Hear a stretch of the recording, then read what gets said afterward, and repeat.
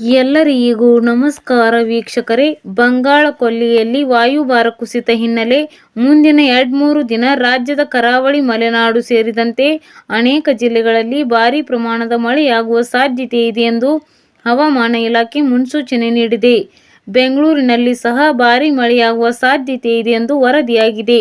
ಇದರಿಂದಾಗಿ ಚಳಿ ಸಹ ಹೆಚ್ಚಲಿದ್ದು, ಕೆಲವೆಡೆ ದಿನವಿಡೀ ಮೋಡ ಕವಿದ ವಾತಾವರಣ ಮುಂದುವರಿಯಲಿದೆ. ಬೆಂಗಳೂರಿಗೆ ತಂಪೆರೆದ ಮಳೆರಾಯ.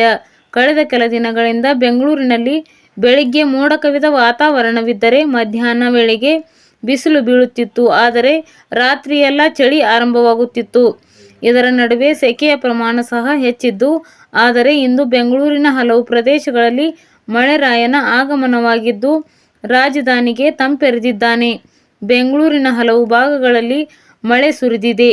ಲಾಲ್ಬಾಗ್, ಶಾಂತಿನಗರ, ರಿಚ್ಮಂಡ್ ಟೌನ್, ವರ್ತೂರ್, ವೈಟ್ಫೀಲ್ಡ್, ಮಾರತ್ಹಳ್ಳಿ ಸೇರಿದಂತೆ ಅನೇಕ ಕಡೆ ಮಳೆ ಸುರಿದಿದ್ದು, ದಿಢೀರ್ ಮಳೆ ಹಿನ್ನೆಲೆ ವಾಹನ ಸವಾರರು ಮತ್ತು ಪಾದಚಾರಿಗಳು ಪರದಾಡಿದ್ದಾರೆ.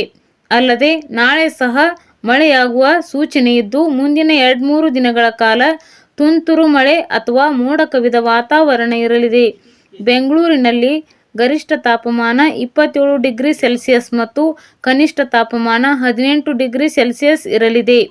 ಕೆಲವೆಡೆ ಲಘು ಮಳೆಯಾಗುವ ಸಾಧ್ಯತೆ ಇದೆ. ವಾಯುಭಾರ ಕುಸಿತ, ಹಲವೆಡೆ ಮಳೆ ಎಚ್ಚರಿಕೆ. ಇನ್ನು ಬಂಗಾಳ ಕೊಲ್ಲಿಯಲ್ಲಿ ವಾಯುಭಾರ ಕುಸಿತ ಹಿನ್ನೆಲೆ ಮುಂದಿನ 2-3 ದಿನ ಮಳೆ ನಿರೀಕ್ಷೆ ಇದ್ದು, ಕರಾವಳಿ ಹಾಗೂ ದಕ್ಷಿಣ ಒಳನಾಡಿನ ಹಲವು ಜಿಲ್ಲೆಗಳಲ್ಲಿ ನಾಳೆ ಹಾಗೂ ನಾಡಿದ್ದು ಸಾಧಾರಣ ಮಳೆ ಬೀಳುವ ಸಾಧ್ಯತೆ ಇದೆ. ಇನ್ನು ಉತ್ತರ ಒಳನಾಡಿನ ಕೆಲವು ಭಾಗಗಳಲ್ಲಿ ಅಲ್ಲಲ್ಲಿ ಮಾತ್ರ ಸಾಧಾರಣ ಮಳೆಯಾಗಲಿದ್ದು, ಉಳಿದೆಡೆ ಒಣ ಹವೆಯ ವಾತಾವರಣ ಮುಂದುವರಿಯಲಿದೆ ಎಂದು ಹವಾಮಾನ ಇಲಾಖೆ ಮುನ್ಸೂಚನೆ ನೀಡಿದೆ. ಕಳೆದ ರಾತ್ರಿ ಕುಕ್ಕೆ ಸುಬ್ರಹ್ಮಣ್ಯ, ಕುಕ್ಕೆ ಪ್ರದೇಶದಲ್ಲಿ ಬರೋಬ್ಬರಿ 20 ನಿಮಿಷಗಳ ಕಾಲ ಭಾರೀ ಮಳೆಯಾಗಿರುವುದಾಗಿ ವರದಿಯಾಗಿದೆ. ನವೆಂಬರ್ 23ರಂದು ಎಲ್ಲೆಲ್ಲಿ ಮಳೆ. ರವಿವಾರ ನವೆಂಬರ್ 23ರಂದು ಉತ್ತರ ಕನ್ನಡ, ಉಡುಪಿ ಮತ್ತು ದಕ್ಷಿಣ ಕನ್ನಡ ಜಿಲ್ಲೆಗಳ ಕೆಲವೆಡೆ ಸಾಧಾರಣ ಮಳೆಯಾಗುವ ಸಾಧ್ಯತೆ ಇದೆ. ಉಳಿದಂತೆ ಬೆಂಗಳೂರು, ಬೆಂಗಳೂರು ಗ್ರಾಮಾಂತರ, ಉತ್ತರ ಒಳನಾಡಿನ ಕೊಪ್ಪಳ, ಧಾರವಾಡ, ಹಾವೇರಿ ಜಿಲ್ಲೆಗಳಲ್ಲಿ ಹಗುರದಿಂದ ಸಾಧಾರಣ ಗುಡುಗು ಸಹಿತ ಮಳೆಯಾಗುವ ಸಾಧ್ಯತೆ ಇದೆ. ಅಲ್ಲದೆ ಮೈಸೂರು, ಮಂಡ್ಯ, ರಾಮನಗರ, ದಾವಣಗೆರೆ, ಶಿವಮೊಗ್ಗ, ಚಿಕ್ಕಮಗಳೂರು, ಹಾಸನ ಜಿಲ್ಲೆಗಳಲ್ಲಿ ಸಾಧಾರಣ ಮಳೆಯಾಗುವ ಸಾಧ್ಯತೆ ಇದೆ. ಬಂಗಾಳ ಕೊಲ್ಲಿಯಲ್ಲಿ ವಾಯುಭಾರ ಕುಸಿತ.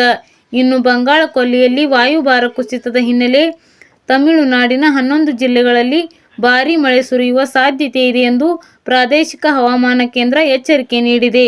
ಮುಂದಿನ 48 ಗಂಟೆಗಳಲ್ಲಿ ಇನ್ನಷ್ಟು ಬಲವಾಗಲಿದ್ದು, ದೊಡ್ಡ ಪ್ರಮಾಣದ ಮಳೆ ಇರಲಿದೆ ಎಂದು ಎಚ್ಚರಿಕೆ ನೀಡಲಾಗಿದೆ. ಹೀಗಾಗಿ ಕರ್ನಾಟಕ ರಾಜ್ಯದಲ್ಲಿಯೂ ಮಳೆಯಾಗುವ ಸೂಚನೆ ನೀಡಲಾಗಿದೆ.